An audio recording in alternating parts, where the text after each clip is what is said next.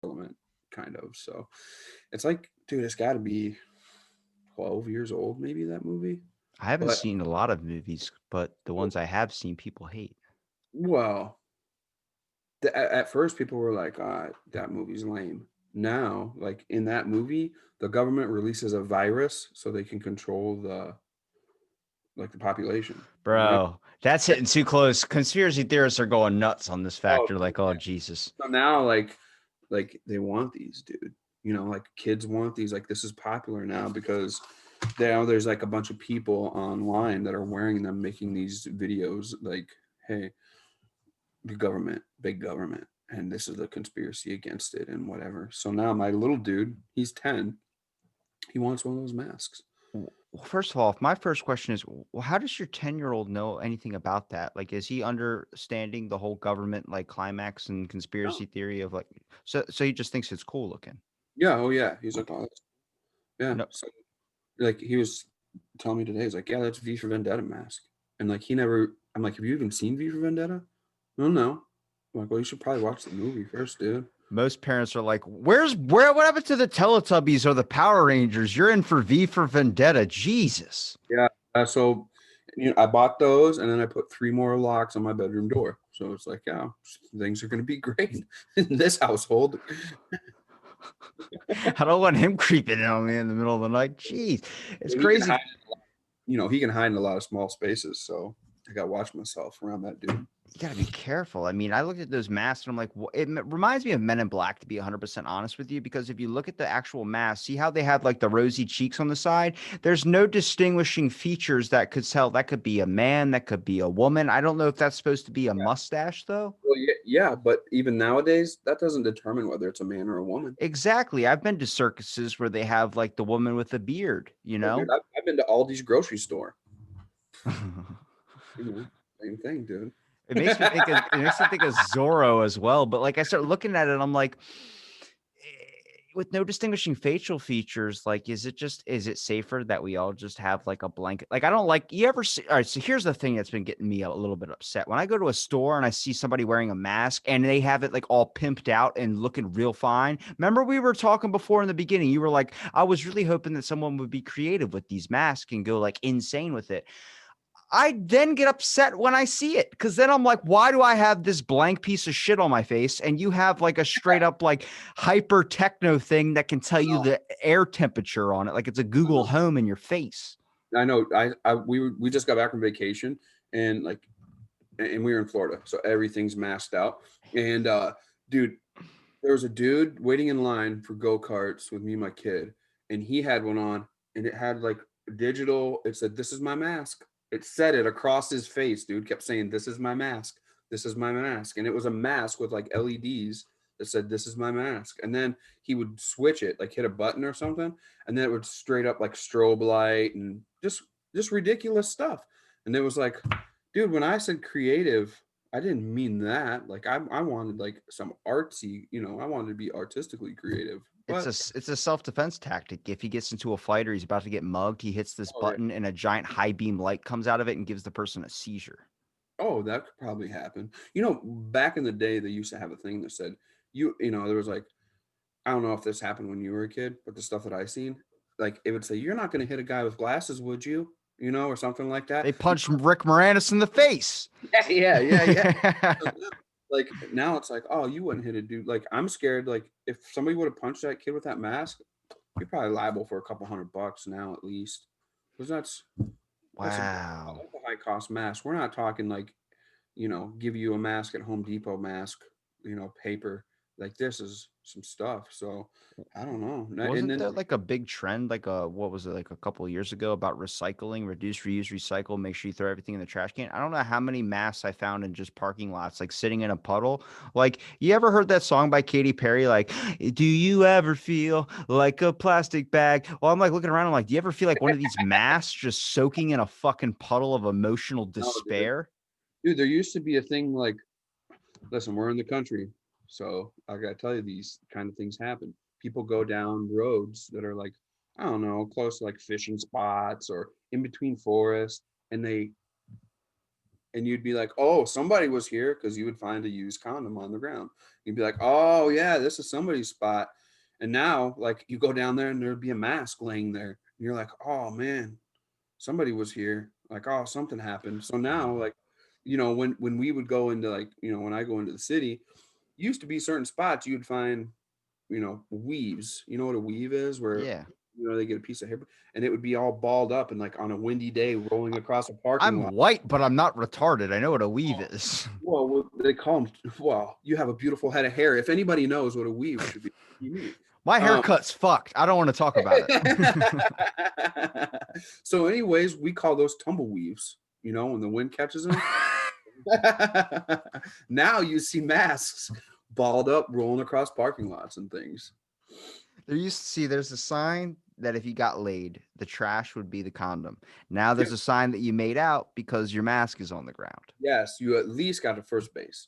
Now, you can see the progression. We're trying to figure out, used to be if there was a, man, we won't talk about that. I'm But about to say, you can let's at least see Google first base lambskin before, masks. I want to see if that's a thing. Lambskin like masks, lamb, like lambskin, lamb, like or like sheep's wool. yeah, they have sheepskin condoms. You ever touch one of Oh those yeah, things? all Okay. natural. The first time I ever touched a condom, I was working at the hotel and we were clearing out the bed sheets and I was grabbing the bed sheets and wrapping it up and I fucking hit my hand on something and it felt rubbery and I ripped it back. I was like, what the fuck was that? And my fingers went numb. And there Oh was like one of those things that make you go longer. So it's like it numbs the dick. Well, my yeah, fingertips went numb and I couldn't feel them all day. And I'm like, this is worse than when you get sap stuck between your fingertips and your fucking. I kept doing this like an idiot, like clapping my fingers like I was slow clapping, like golf clap. that's gross. My fingers were numb all day. Yeah, that's not the gross part. Oh, I consider that. I have to repress the other stuff because I was like, I hope to God I was a porn star, not some like Yeah, infected person. that would be okay, I guess. Between the gym and the hotel, you've come across some stuff. It's not my fault. I get put in very, very awkward scenarios where I'm like, I might as well just be a stripper. I'd make a better income, I'd say. What's been going on, man?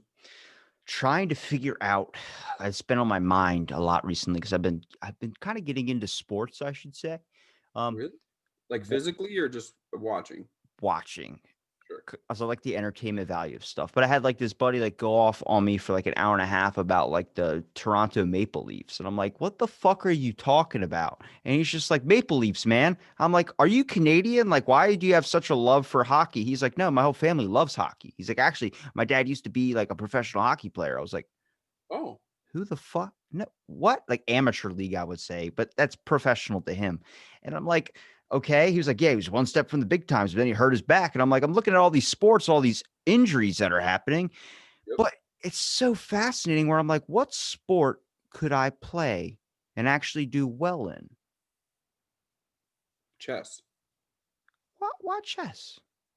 Uh, eh, doesn't require too much physical activity, and quick wit is necessary, I think. Is laser tag a sport? That's too risky for you. How is that risky? Oh, man. Because, first of all, the Tom Holland thing comes into play, and people are going to be gunning for you because they think you have an advantage. Okay? First and foremost. Secondly, there's blind spots in there, and There there's is. kids running at full steam. What if you get hit in the legs? I got slammed by, I think when I was 15 years old, by a 35-year-old big ass dude, like 6'5", turned around a corner and full force. I mean, I had the gun up like this near my face. Gun slapped me in the top of the head and knocked me clear on the ground. The kid just walked past me because that's what you get, and starts running. I'm like, what the fuck? Like, I was like, where's my mom? Like, at that point, I was like, he didn't apologize. He just said, that's what you get, and walked out. And like a deep ass voice where it's like he just blended into the shadows. He was like creeped off. I couldn't find him. Yeah, that'd probably be my kid. I would put that in the sport though, as laser tag. Like that should definitely be in the Olympics if they got fucking croquet or something in there. Are you kidding me? Yeah, that's true. That's true. Laser tag's like the Kmart version of paintball. The You know, Kmart version of paint. That's a reference. Right. Why Kmart version of paintball? Well, man, paintball. Like there's actual paint.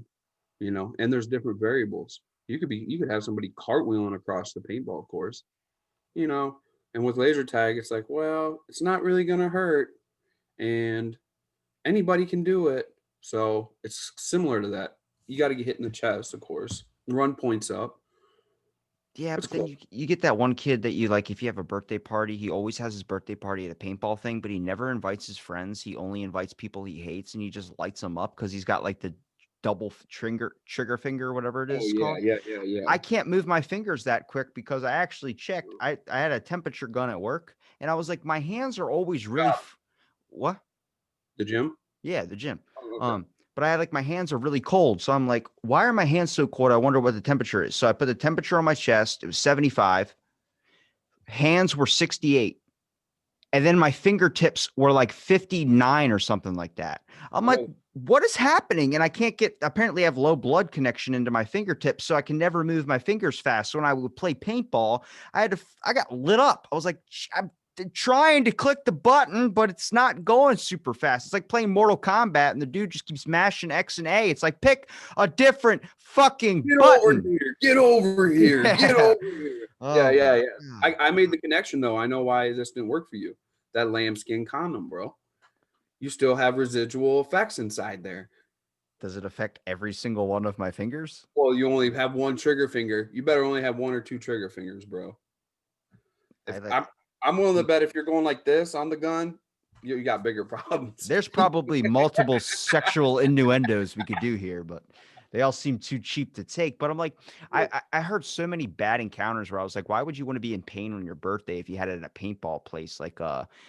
my buddy, he was reloading his paintball gun and he had his hand on top holding the barrel and he went to grab the bottom of it, like where the trigger was, and he fired it and it Oh, ripped up his fingernail and completely like went all the way up into his like when you get something jammed in there and you pull it out, the paintball shot all the way up there and blew his fingernail off. So now his one finger has like an extra long fingernail down to like close to where his knuckle is. I'm like, dude, holy shit.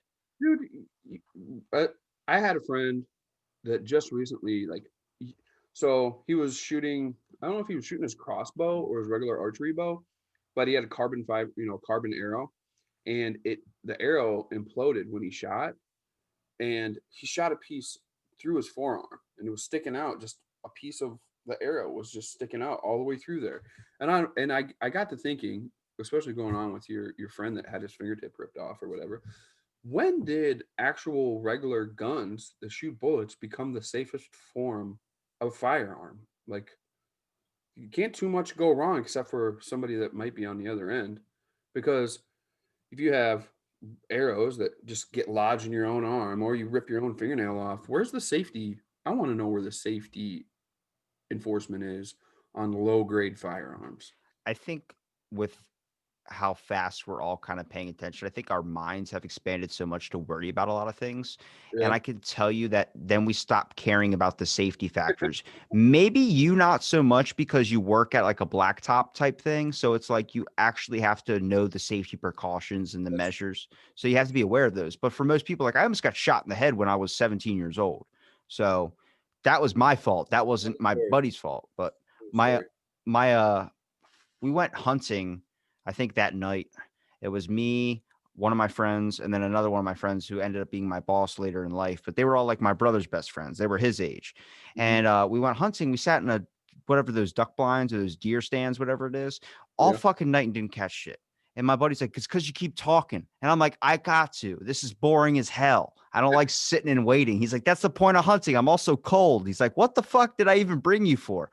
But we ended up being there for like 4 hours, not finding anything. So we get back into like we're getting to his minivan, and I see a raccoon, and I'm like, oh my god, it's a raccoon! And I have an what is it? Over and under, one of those like crappy shitty shotguns, and Yeah. I'm like, I'm gonna go get it.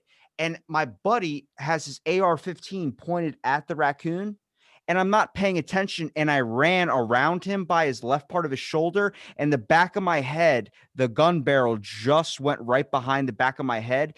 And like I was booking it after this raccoon. I was fucking gone. They had to end Right. up drive this minivan like halfway down the field or whatever, and then find me. Like I couldn't find it. Like I didn't know what I was gonna do when I found it.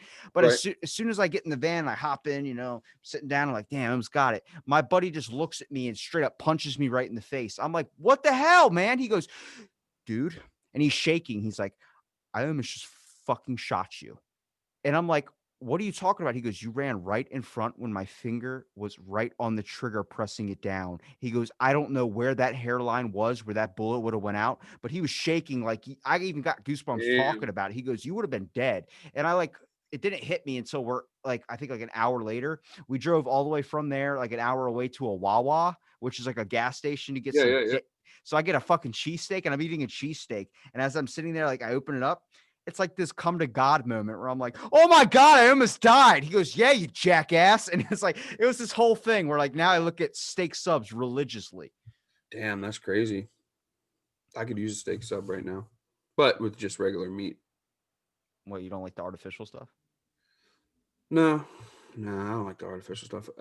I had somebody ask me the other day about like the Impossible burgers, Yeah. or like Impossible meat, Mhm. and they're like, "Oh, it's got to taste like the real thing." I haven't had one yet, but I don't want to cross that line. Like, I enjoy eating regular like steak or whatever, all these great delicious meats that are really fibrous and dense. What if I? What if? Have you tried one yet?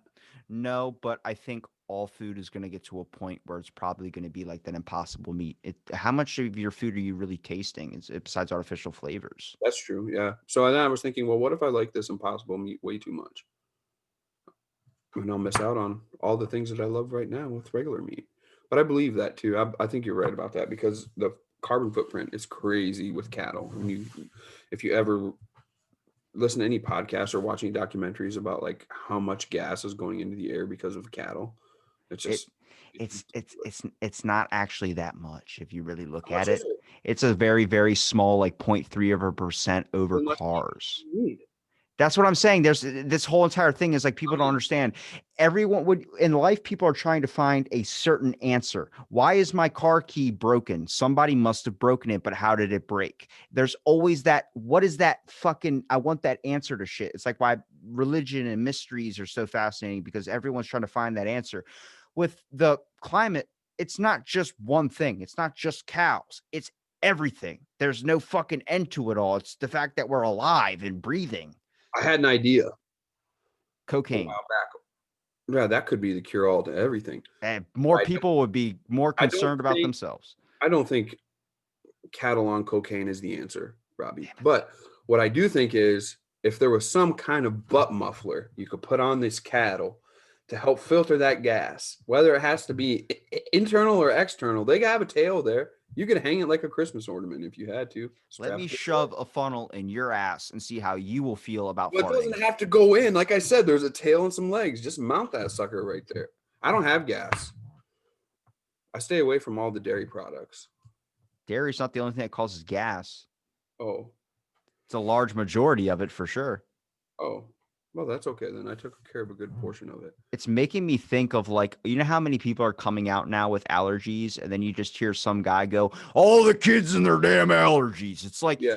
I think it's because our diet trends are so crazy that we're eliminating foods that our body ends up adapting. Because every 9 months, your cells in your body, they do new cells. So you're Sure. technically a new Marvin than the one I talk to. It's like this whole, so it's like maybe when you eliminate dairy, it's why people end up getting a lactose sensitivity because their body's not used to having it anymore. Then they breed it into their kid and their kid's lactose intolerant. So then eventually we're just going to be fucking air feeding. Yeah, I think about that because like back in the day, and when I say the day, I mean the Wild West. Whenever I say back in the day, it means the Wild West. So in the Wild West, doctors were just like, "Oh, you broke your arm? Oh, you got toothache? Oh, you got a sore eye? Whatever." Sore eye, Anyways, Jesus. anyways, like back in the day, like someone didn't have bronchitis or asthma or whatever. It was just like, oh fuck, Jeff can't breathe. It's like, yeah, maybe it's because he's fat. Who knows? Like, well, let's just keep chasing this thing down. And Jeff be like, just sit here, Jeff. Now with me, I have asthma, so I'm like inhaler crazy. Like, dude, I'm gonna die. You know, I don't know. Maybe it is. Maybe like whatever happened in the not back in the day, but like the industrial area or the middle of the 20th century. Now all of a sudden, all these kids have asthma. Now all of a sudden, kids are allergic to peanut butter. It's like, dude, peanut butter? You gotta be kidding me! What happened to people that ate peanut butter in 1950? Did they There's a have peanut butter back then? dude, they had to have. You're telling me they had Skippy back in 1950, I don't know if they had Skippy, but I guarantee you they had peanut butter. like Jif? I don't know, depending on how old Jif is. What about jams? How old are jams? Oh, dude, they got to be ancient. Yeah, jams are like some shit from like ancient Egypt where they were Oh, rubbing it all over themselves. I guarantee you, like hunter gatherers, like they had a loincloth and they had that pouch, and like they tripped and fell and smashed all those berries, and they're like, "Oh well." Like, Right? well, Yo, I'll just you just yeah, unblinded history, yeah, dude. dude. Yeah, dude. They're like, "Oh, well, you know what? I could fit more in if I just jam it in here. Get it? Boom. That's where it came from. Jamming it in the loincloth pocket. There's Oh, probably so many stories throughout history that have a thing like that. And I'm like, that's way more entertaining than the stuff we have now. And that's probably the truest answer. But they always look for something that's so freaking finalized and impossible godly. Like, my yeah. biggest question in life is like when Paul Revere was on his last ride saying the British are coming. Did he stop and piss or shit at any moment? One, he had to hop off that horse. I can't go 30 minutes down the road without having to turn off and go to the bathroom. Too important. He just figured, dude, I'll just jump in the water when I get there, but just keep going. He not one. First of all, you're riding on a horse. If you got the shits and you're riding on a horse, you gotta go before you get because You see how many layers of clothes they wore back in the day? He's not two gonna go for that. two gallops in, that horse is gonna freaking knock that thing loose. No. First, he had regular underwear. Then he had long underwear. Then he had pants. Then he had chaps. Then he had well, I don't know if they had like those things you put guns in, like holsters, like a holster belt, bullet belt. But then he had a regular coat, a long tail coat, an overcoat, a vest, a final winter coat, and then his gun maybe strapped over the other side. He's not gonna go through all that just to squeeze a nugget out. Do you think he weared all that? Oh yeah, I've seen pictures of I think he just had like an overcoat and a shirt. it. I Like, seen drawn pictures of it, Robbie. It had to have been that way. I'm just thinking because, like, I think definitely, like, back then they were a hell of a lot tougher. So I'm like, they're probably way used to the climate. Like, I remember being in school and a kid, like, during the middle of winter, there was like 6 feet of snow outside, and Yeah, this kid was just wearing board shorts and a short sleeve shirt. I'm like, dude, are you not like cold? He goes, I'm from Alaska. And I'm like, fuck, like, that's so true. you're like hot as hell right now. He goes, dude, he goes, if I could take my shirt off right now, I would. Like, it's hot in this school. Like, his face was getting red from the heat and stuff. And I'm like, your body's just so used to that climate. So back in the day, they were probably used to that shit. Like, your kid died, you got used to that. Oh yeah, and like the only heat was probably just like a wood stove, if that. And you You threw know. too many logs in that bitch, and then the house was on fire. Oh yeah. Oh for sure. The house we bought before I bought this one, there was like burn marks on the floor where like they'd opened the old wood stove and pieces fell onto the wood floor and like burned in. They never did change the floor, so it was still in there, like part of it. And so I was just thinking, like, what if you tell your kid, especially my kid, and you're like, hey, go put another log on, and they just throw it in there and the ember falls. Next thing you know, half the house is burnt. Your house is burnt. Your whole house is made of wood. So you're like jumping out your window like Bruce Willis in an action movie, like, and like the other half of your house is gone. It's like, dude, all because you just want to stay a little more warm. It's like when I was 14 years old and my grandpa, we had a wood furnace in our house, and he was like, you're going to take these sticks, but he like would set aside a couple of really small logs. So when I broke the stick off, they were really small. So I could just keep throwing them in. And if anything, it was just going to keep the heat at the same temperature. Right. So then I think it was like a couple months gap or something. And I hit like this growth spurt. So I was like, oh, well, I know what to do. He was like, I'm going to go to bed. He goes, just keep throwing logs on the fire or whatever. The same scenario. So I'm like, okay. So I go and get bigger logs, start cutting it open and throw them in there. Dude, I stuffed this thing fucking full to where you could barely close the door. He wakes up and he comes out in his underwear. He's like, holy shit, the house is hot as hell. And he's just like running around screaming. And I'm like, what's going on? He's like, you're going to set the house on fire. I was like, I was doing what you said.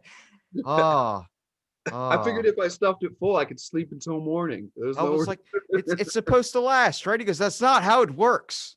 Oh damn, dude! However, that friend you had that was a hot body, we just got back from Florida. And it was 50 degrees, and everyone was just like bundled up with scarves and hats.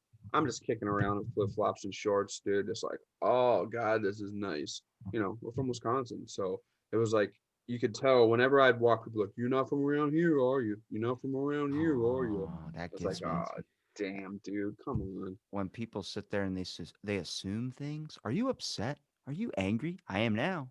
Yeah. Very angry. Yep. Well, I walked in, and like I said, around here we're not masking up too much. We just don't out here in the country, and it's not mandated we do. And I walked in we drove, so I drove from Wisconsin to Florida, and we stopped in Tennessee and Kentucky and that a little bit, but then just kept going. And I got to the front desk, and I left my mask in my truck, and the guy's like, the front desk guy's like, "Do you have a mask?" I said, "Yeah, I got one. Got a few of them." He's like, "Do you want to wear it?" Not really, not right now. He's got a huge plate of glass all the way across. Just me and him in this lobby. He has a mask on. Huge plate of glass. No air holes, no nothing. One little receptacle for me to put my credit card in. Okay. So we're just standing there, and he's like, and I'm like, "Dude, can I check in?" He's like, "I guess just this one time." I'm like, "Well, I only need to check in one time. We're only staying one time." But it was like this big thing where he was like, "I'm not going to check him in because he doesn't have a mask on."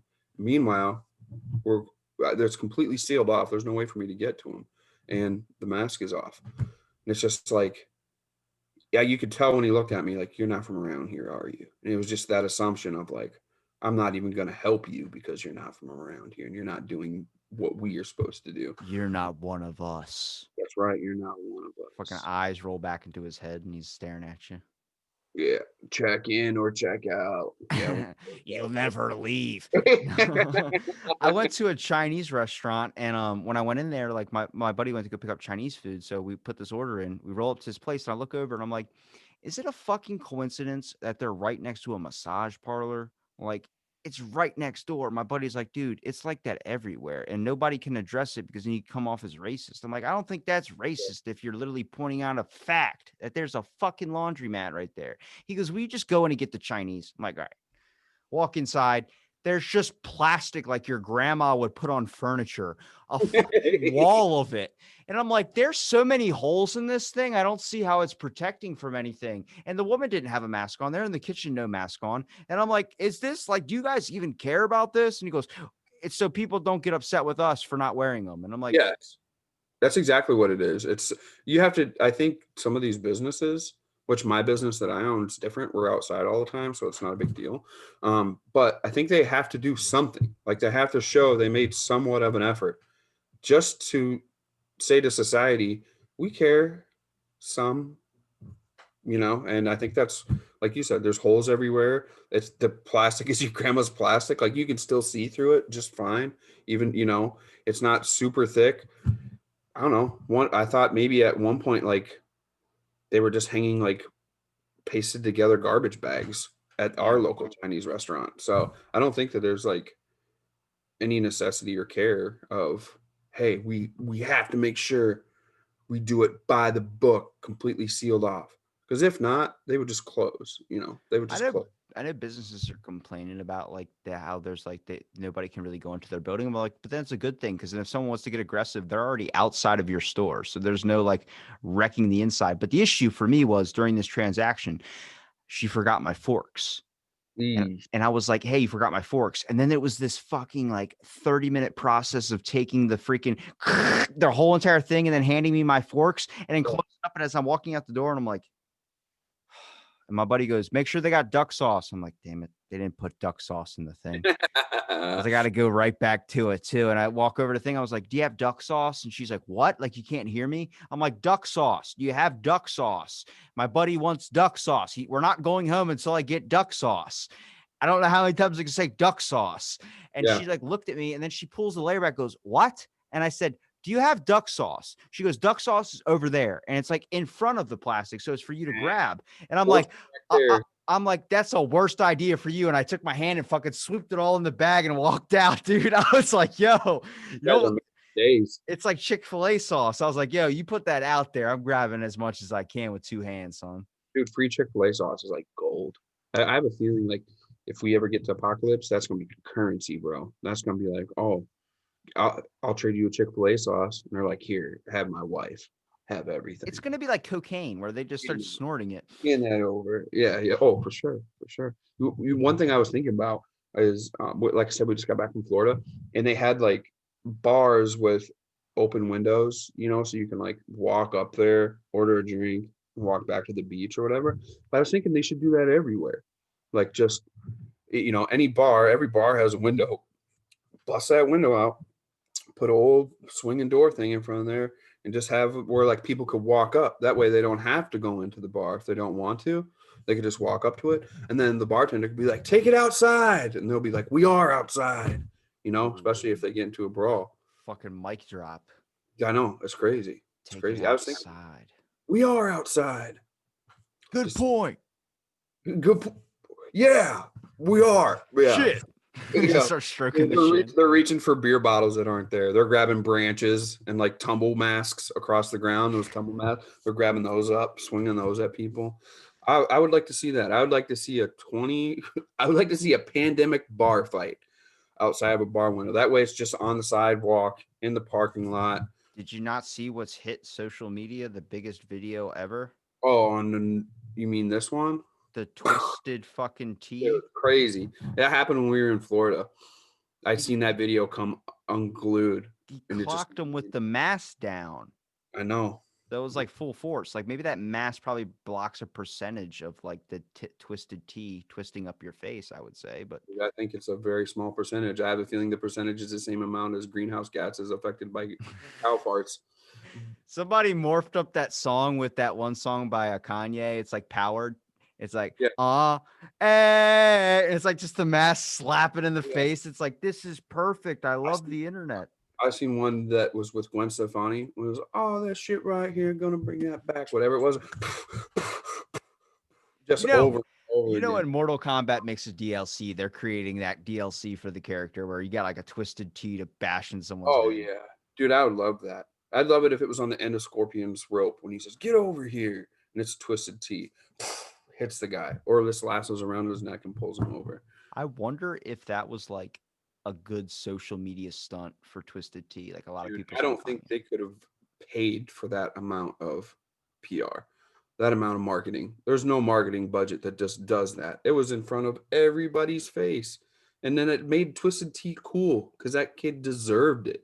Yeah, but like that. See, that's the thing, right there. What you said made him cool. I look at that like that video could have went a completely different way if he would have like missed. No, not him cool. Twisted Tea. It made Twisted Tea cool. Yeah, that's what I'm saying. Oh, Twisted Tea. Like you look at that. Like if anything, that guy should have got shit for drinking a Twisted Tea. Like what kind back of in the day for sure. Yeah, like why aren't people like it's like the seltzer water shit, the Trulies, the lemonades? Twisted Tea was so bland and just blah.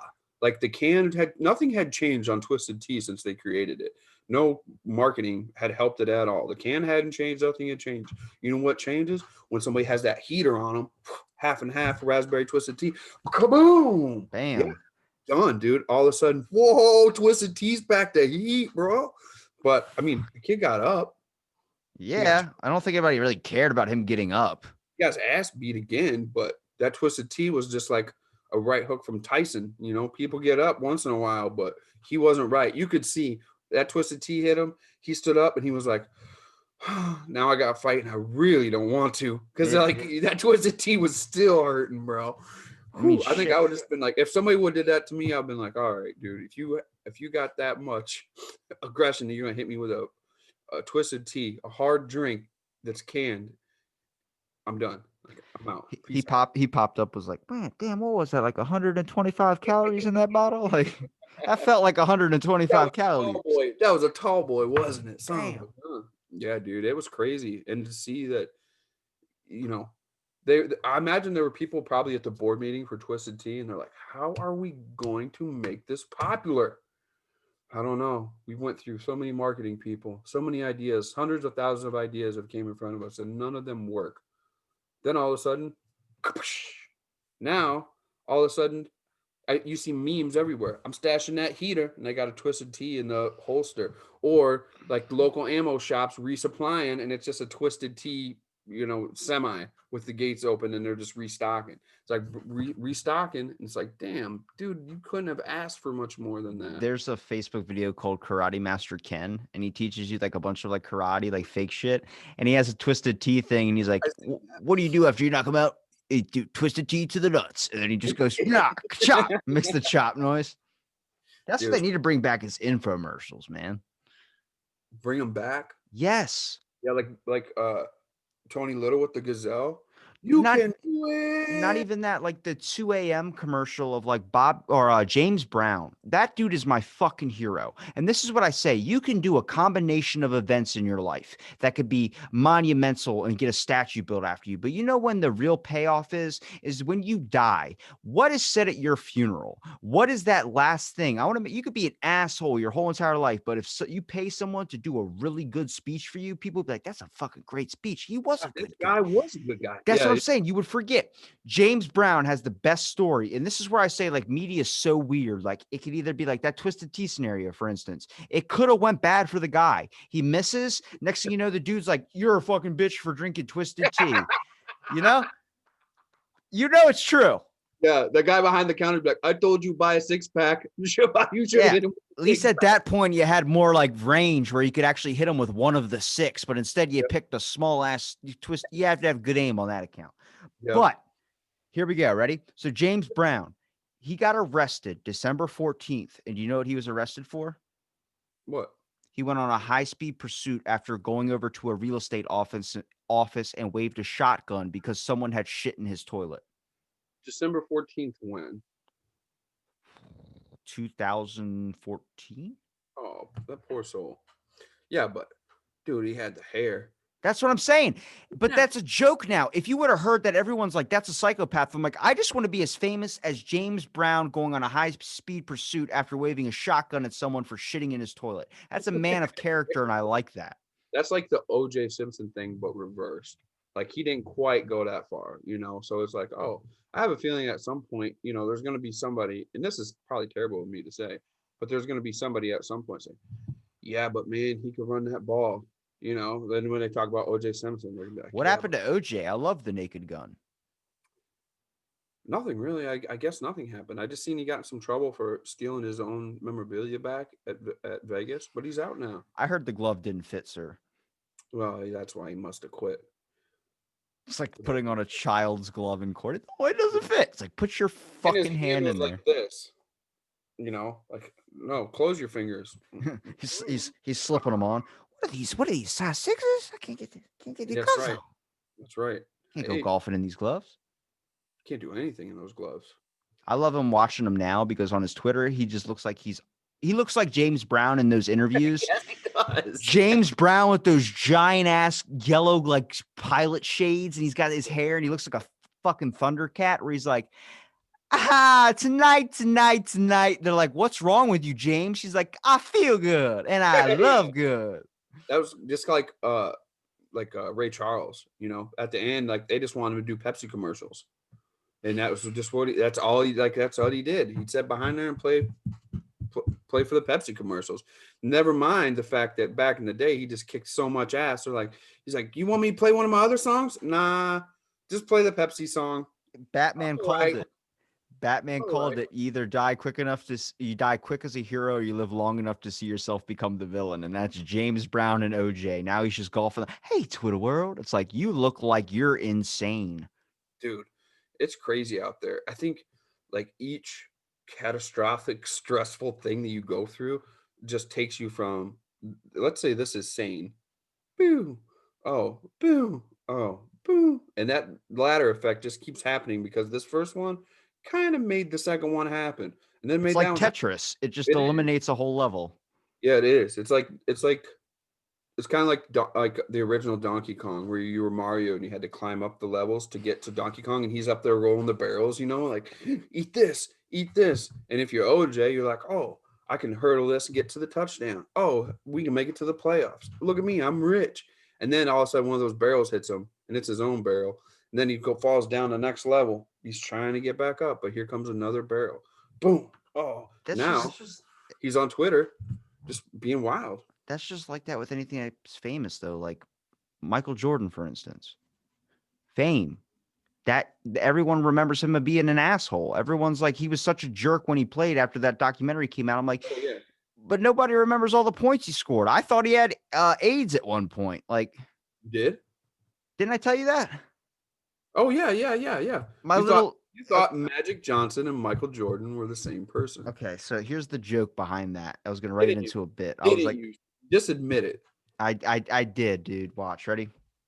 So, about 3 years ago when I was working at the hotel, same one I found a lambskin condom, I was outside and there's a thing that happens in our town called the White Marlin Opening, which is a giant fishing tournament. Well, Michael Jordan is known to come down and he's supposed to have like like he has his own boat and everything like that. I forgot what it's called.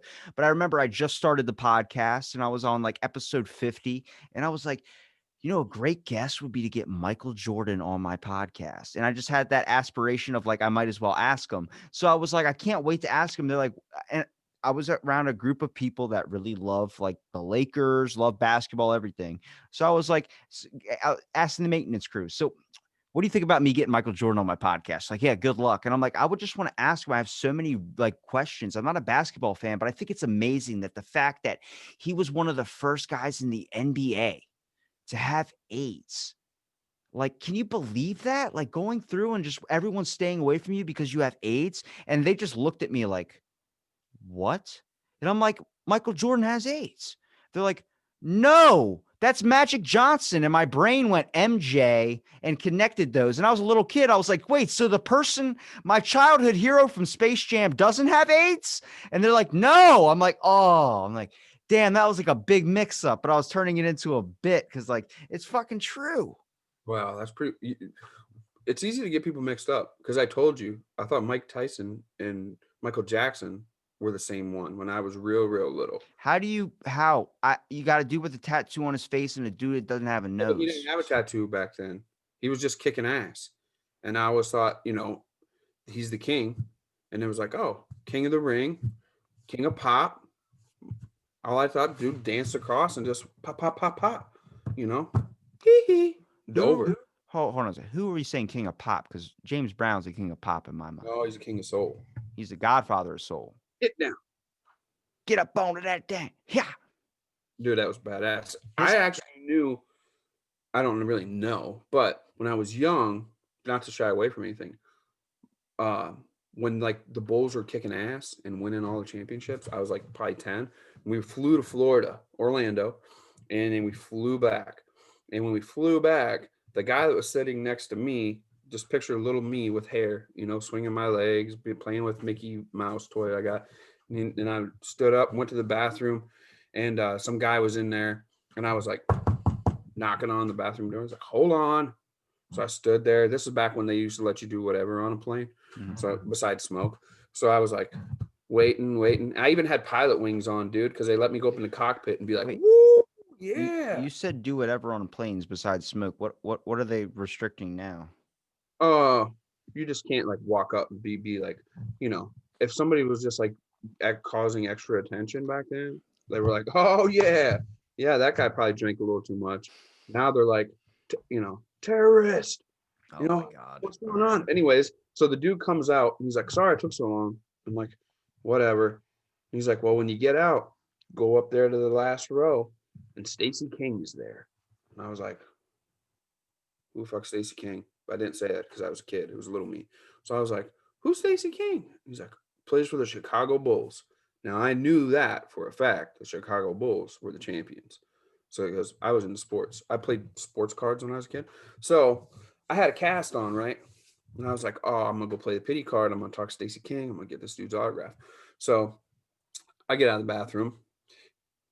All I had on me was like a napkin, or I had part of a bag that peanuts came in. It was paper. I was like, well, I'm gonna take this up. But then my grandma was like, we'll get him to sign your cast. I'm like, dude, that's a great idea. So I take this marker up there, right? And I'm like, excuse me, Mr. King. And I look around the corner and he's holding his baby, right? And he's like, yeah. And I could tell, like, when someone's like, yeah, like you're bothering me. And it was a newborn baby, but I had already started this. The guy at the back told me to come talk to him already. So I was like, well, here we go. I was like, can I have an autograph? And he's like, I'm holding my baby right now. I'm like, well,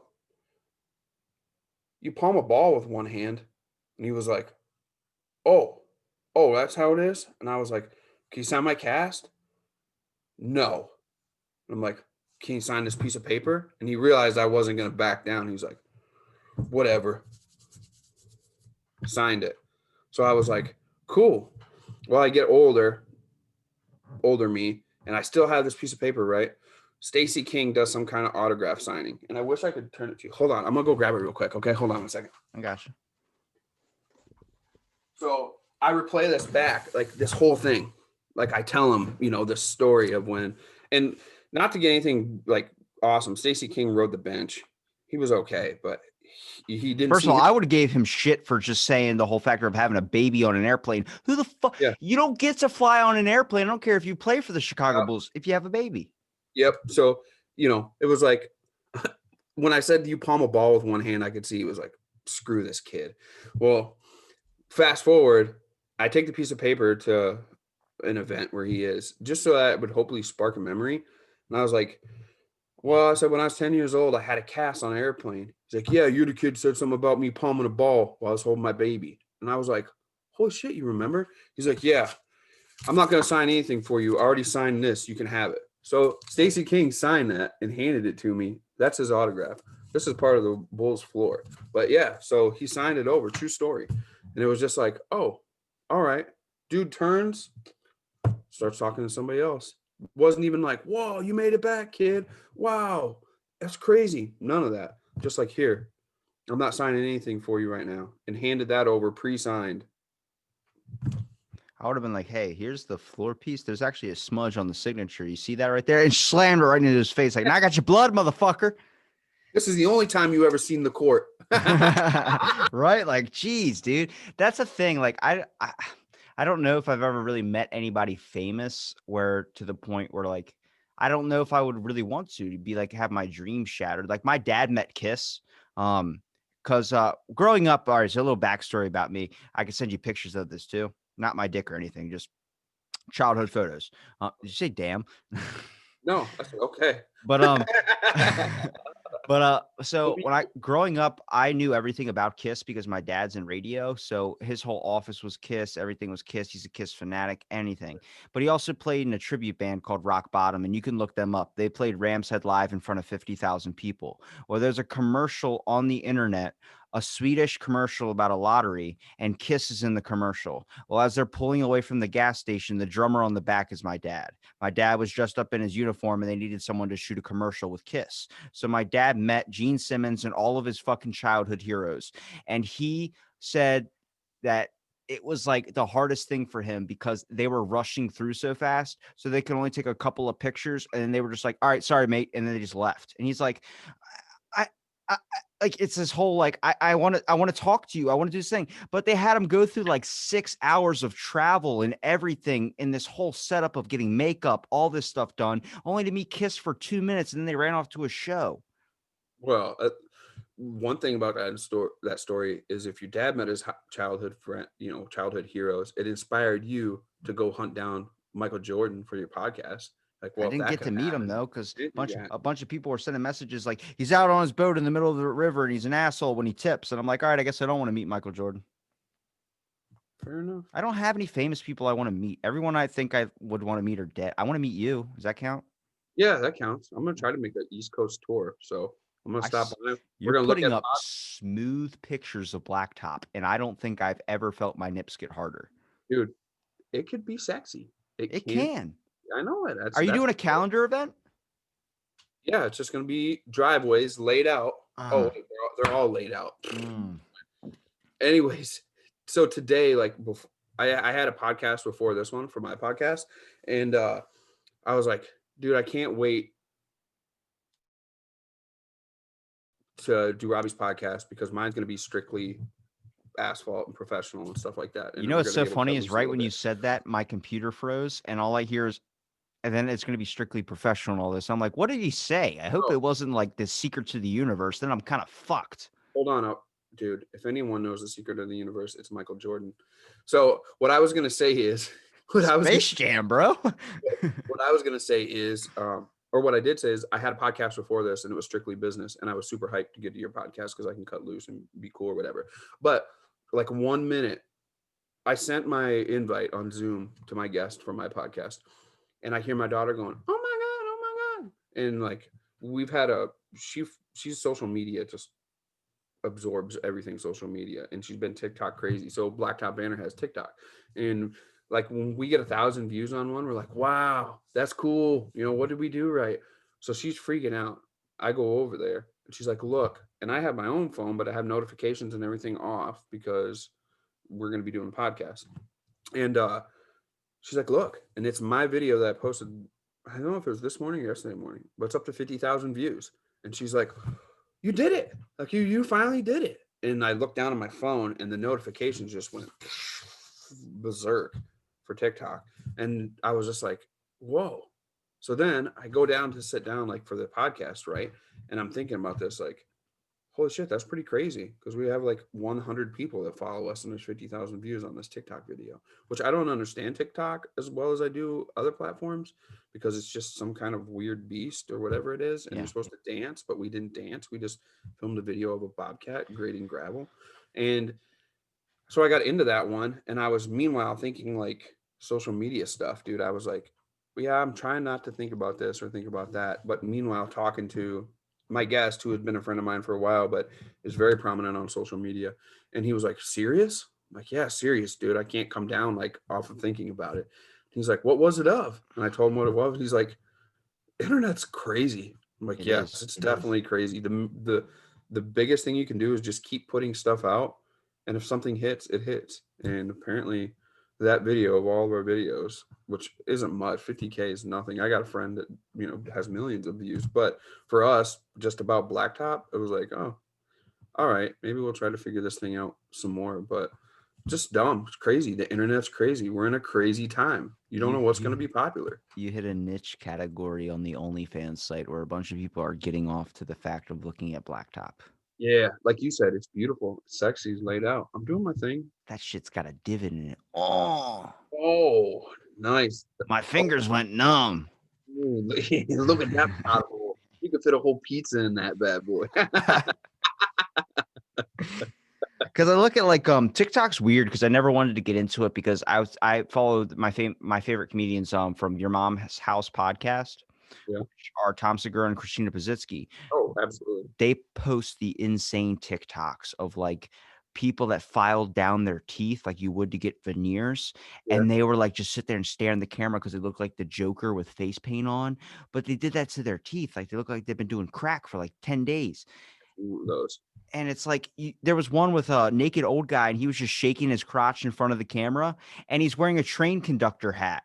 And the song is "She'll Be Coming Round the Mountain When She Comes." And I'm like, Jesus, like, what is that? Like, I don't want to get into that. I know the dark realms of the internet and I'm not ready.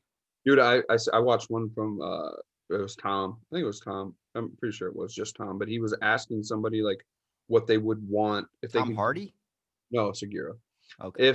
If they could give him anything, what would it be? And he said something doing a superhuman 1-2-3 video.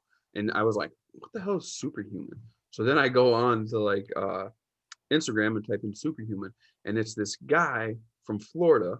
And I think he's on TikTok. I don't know for sure, but he just put a thing, add me on Snapchat or whatever. I haven't seen anything on Snapchat from him yet. But on Instagram, he built platforms in his backyard.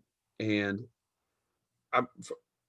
before I get too far into making fun of somebody, it looks like he's probably a little slow, but Is he it looks jumping like, on tables?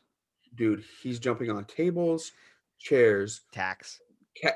cactuses, light tubes. He did one for Halloween. It was a skeleton wrapped in barbed wire. And he's not just like, This is for all the juggalos and whatever it is. And yes, he like, that's him. whoop, Yes. whoop, and he jumps onto the table. Dude, my favorite one, like he jumps onto mini fridges and microwaves. He jumped onto a mini fridge. He turned around and jumped on backwards. And literally, you can just see him go, and he's laying there going, dude's got hundreds of thousands of views, selling merch, all kinds of stuff. And it's like, dude, I would love to have that guy on the podcast. How do I get him on the Blacktop podcast? I'm going to have to be like, dude, did you ever jump on the Blacktop at all? Ever? Let me connect this dot so I can pick your brain just a little bit. Because, dude, because of Segura, my kids are saying that. Juggalos and juggalettes and just jumping off the couch or off the bed or whatever. And that's the only thing we watch. But dude, the rewatch value of those videos of this guy wrecking himself is very, very high. So that's how a lot of those views come from. Have you seen his injury video, Tom Segura's injury video? No, but I heard it's pretty rough. I shared it on Facebook when it came out because the day it was released, like that was my birthday, was that day. So Awesome. that night it was New Year's Eve special. They were gonna release it at midnight. So I was like, let's pay $10 to watch the live show. And then once the next day, someone shared the actual injury footage, but then the YMH took it off YouTube and said that was content privileges and all this stuff, so you can't find it anymore. You have to Mhm. I'll find it somewhere. I'll send it to you. Yep. Never in my life have I ever shuddered in my literally like just in myself. I looked at that. He just looks like he runs up and does a jump, but as he jumps, it looks like his back leg slips. So when he jumps up, he like looks like he slips backwards to hit his head on the thing. He falls on his arm, like when you're snowboarding, you put your arms out to stop it, but he falls with it like twisted. If someone's putting your arm behind your back to put you in handcuffs, Mhm. and he falls 260 something pounds on top of that, while his legs bent back like this, his whole arm, like so. You see how my arm stops here and it won't go back any farther? His elbow was up here and his hand was behind him, like someone had so it Uh, did a full 180 back, and then his arm, like someone would give you one of those rope burns with the arm, yeah. was completely twisted his hand all the way around. And Bert just runs up while he's laying on the ground and going, Bert just grabs his arm and moves it back to normal. Like out of nothing. Like I get it because you see an issue, you're trying to fix it. But oh my That's not God. right. That's His not right. Let me just bend it. the fucking photos from it were ridiculous. His arm was completely snapped in half. My buddy's like, dude, it's your birthday. This is what you want to watch? I'm like, yes. Dude, that's brutal. That's brutal. I like Tom. I like Bert. I like that whole crew. Whatever. Those guys are effing hilarious. My big dude is Dave Chappelle. He is the Just best though, man. That's like forever. you just compared like two monks to like No, the I Pope. compared Stacey King to Michael Jordan, essentially. Okay. All right. Yeah, Fair dude, game. Fair dude. game. But I'm not even talking about Chappelle's show. To me, Killing Them Softly, his special, is absolutely hands down the best hour of comedy ever Is that the written. newest one? No, no, it's old. It's old. It's when all of a sudden I realized this dude's a freaking genius. It's the one where he's talking about the baby in the club and hanging out with his white friend driving a car down the street, and the cops pull him over. And the white guy says, "I didn't know I couldn't do that." And the cop said, "Well, don't do it anymore." And Dave said, "I was flabbergasted." He's like, "I didn't know that I couldn't do that." You know? His newest one is really good on Netflix, the most recent one, and then his other one, Sticks and Stones, is pretty good. Yeah, I they're pretty good. I'm glad he came back and started doing comedy, dude. I'm happy for it because I like his type of comedy is pointing out all the bullshit, and he laughs at the fact of people are like, you can't make fun of that. It's like, no, we should be able to make fun of that. It's a stereotype, and the fact that we hold it so highly is a reason why we should be making fun of it. Yeah, he's an observationist, and he finds a way for you to make it okay to point out what's wrong about some of those observations, and dude, it's epic. But at the same time, I don't see Dave breaking his arms back and twisting them back or doing anything. He's safe. So So he doesn't do anything that he doesn't want to do. Like they were doing a dunk competition and the dude broke his arm. Dave Chappelle's like, why the fuck would I have a dunk competition? yeah, he just would probably get like he'd probably get he'd probably get Michael Jordan to do his dunk competition for him. If You you could know? meet one famous person, who would it be? One person, anybody. Oh man. God, I don't know, man. That's a hard one. Least Oh, favorite and most favorite. How about that's that? alive right now. Huh? That's alive right now. That's alive right now. Yeah. Or in history. All right. All right. That's two different categories. Pick one that's alive, Okay. one that's dead, and then one you really hate that you want to meet, and then one that's dead that you really want to meet. Right now, I would like to meet Elon Musk. That would be very cool for me. Why? Because he just has the balls to do whatever and however and say what he wants. Don't And lie. You're trying to get a Tesla. no, I don't want no, dude. I would maybe, Yeah. but at the same time, like, dude just does whatever and is at the forefront of being like, well, I'm gonna figure out how to make a rocket go up, and then we're gonna land that some bitch too, so I don't have to waste the money on building another one. It's like, who even thinks of that? We had the whole entire United States government and the best engineers and scientists at NASA for years, and no one ever thought maybe we should land that rocket back down, save us some money, we could fly off to the next one. I bet you people thought of it, but then some dude was like, "Shut up, Jim. You're an intern." He's like, "All right." Yeah. Now, meanwhile, he's over at SpaceX right now, an old guy. I had that idea way back. Make it happen, kid. I don't So like. I think our Air Force, not our Air Force, our space team has so many issues. I was so upset when they fired that woman that got a job at NASA because of what she posted on social media. yeah, dude, it's crazy. That's the kind of people like what you want forward thinker and people thinking outside of the box. That's how they got Apollo 13 back around from the moon, man. It Tom was. Hanks wouldn't even be here if it wasn't for We innovative. wouldn't have Matthew McConaughey without freaking Interstellar. That movie messed me up for like 3 weeks straight. I didn't know what the hell was real. So the person in like back in history would be probably the biggest pimp that I would ever know is Benjamin Franklin. That dude pretty much is a founding father and never had to be president. Everyone else had to be president, bro. I could tell you. Did you? All right. So did you listen to that psychic episode where I got confirmation that Mr. Rogers was a creep? I did. I Okay. did. So I think Benjamin Franklin, he was 70 years old when he was with the founding fathers and when they were writing the Constitution. I think he was like that master puppeteer, man, creating little Oh, yeah. crafts and movements. Oh, I think so too. And what psychopath puts a fucking key on a kite? There's Benjamin Franklin out there again, fucking trying to capture lightning, that jackass. Like, people are looking at him like a nut job. Yeah. Meanwhile, he's out there like this, bro. I think this could work. He could be a simpleton, right, yo. Well, To the juggalos and Juliet. He's like out there with the kite and shit. Dude, now you want to talk about people that had kick-ass clothes. Paul Revere didn't have nothing. Benjamin Franklin. He's got those white tight socks coming up, kind of high-heeled platform shoes. He kind of was doing Kiss before Kiss did Kiss. And then I believe someone helped him put that attire on. There's no way he bent dude, down there's to no put on way his that guy socks. did that, dude. He has a belly like me. There's no way he was like pulling all this tight stuff on. Dude never did put on a wig either. I'll give him props, dude. Never wore a wig. Always had that Hulk Hogan hair just flowing, bro. Like, Yeah, how did he get that length without having any on top? He could have just like spiked or like pinned it up top. So he could have did a man bun. well, yeah, but then Donald Trump, it wouldn't have been cool for Donald Trump to do it. You know what I mean? If Benjamin Franklin already did it back in the day. He could have Franklin didn't need he could have that. grudged it, like flipped it above his head and had like a punk rock look to him, like fucking where he's seeing through his Oh, hair. yeah. He probably wouldn't have been invited to very many royal balls, I wouldn't think. That's the one guy you want to meet who's dead? Yeah, I'd like to meet Benjamin Franklin. Now, who would you hate to meet? That's dead? Like, yeah, you could say he's dead. Like, if you met them, you'd beat him up. I wouldn't beat him up, but I wouldn't like to meet Genghis Khan. Why? Because, man, he was a bad MF. Yeah, but he's like said responsible for like 1/3 of the population. Yeah, and a fifth of it being dead. They said that he eliminated 20% of the population at one point, they figure, world population. I still would ask about how his game was so strong. Like, how the hell are you messing with so many women?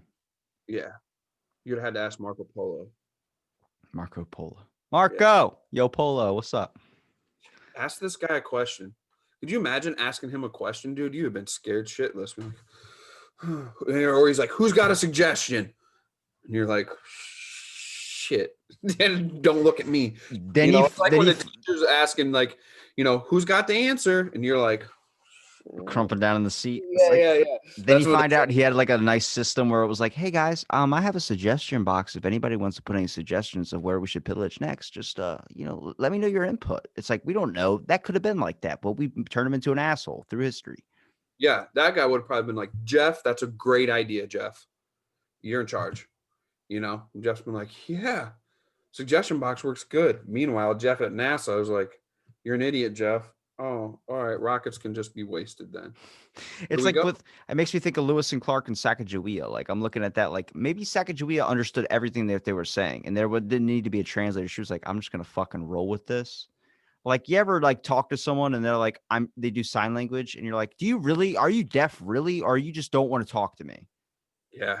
Do you ever watch One Flew Over the Cuckoo's Nest. You ever watch that? What movies are you listing off? It's like Fight Club. What do you watch? Well, I recently watched One Flew Over the Cuckoo's Nest because Jack Nicholson looked young in there, and I was like, oh, that's what he looked like Before cocaine. before he was like, "Bleh." Like, oh, Yeah. I kind of wanted to see what his face looked like normally. But there's a Native American guy that's in the insane asylum with him, and like he just stands there, and then Jack like moves his arms, makes him play basketball and stuff, kind of like Michael Jordan did with Stacey King, and then he ends up, befriending him, and finally like he gives him a piece of gum, and the native guy's like, thanks, and he's like, you son of a bitch. It's like, you've been playing all these people, you can talk, you know what I'm saying, don't you? And the native guy just smiles at him, and they end up becoming friends. But there's definitely got to be people like you talking to a sign language person, that was like, that are playing you just to see if you say what you shouldn't say because they think you don't understand what they're saying. It's like the main reason why I want to learn a second language. So when I go into a store and a bunch of people are speaking like Spanish or French or something like that, I can understand if they're talking shit on me. Because I've been sitting at my old at the hotel when I used to work there. I was sitting down in the laundry room and I was the only white guy on staff, so everybody else was Spanish. So I'm sitting there and I would just hear a bunch of really angry words, like just going off like crazy, like a rattling of Spanish, just going off, like popping off, like pop, pop, pop, and I was sitting there and all I hear is Robbie, and then I hear it all going off again like a motor. The worst. And That's I the worst. fucking look over. I'm like, I heard my name. And they're like, no, no. And they start going off again. They're looking over. I'm like, you're talking mad shit on me right now, aren't you? Yeah, they were blaming you for whatever went wrong. They were blaming you. Oh my God. It was like so anxiety filled with that one. There's a Chinese restaurant that we absolutely love, couple hours north of here. It's in Black River Falls, Wisconsin. There's only a casino in Black River Falls and lots of fast food. Not a lot of people. Sounds like death. But this Oriental Kitchen Chinese restaurant normally is a buffet. It's not been a buffet because of COVID. But dude, they have the best food ever for like what you would consider a Chinese buffet. When you go to Chinese buffet and you're like, oh, the Mongolian beef tastes like the pork and mushrooms They that spray also paint the pork pink. that also tastes like the lo mein, that also tastes like the egg foo young. It all tastes the same. This doesn't happen there. But there's and I've been going there for like 20 plus years, probably 20 years.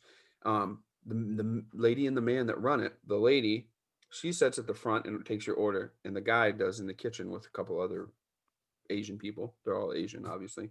But the lady, like recently, rather she used to run back and forth and tell them what they want and what they don't want and what they do want and what they don't want. But she got smart. See, she got a microphone.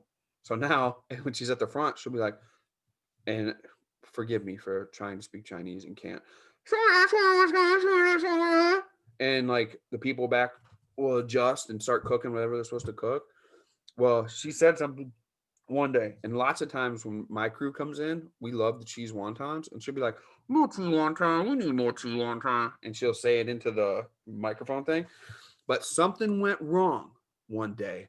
There was a miscalculation or a mistranslation, and that dude come out of the kitchen, and she come from behind the little microphone desk, and they met at the buffet, right? And dude, I never heard such anger without people hitting each other as I did as these two. And it was completely Mandarin Chinese, I'm guessing.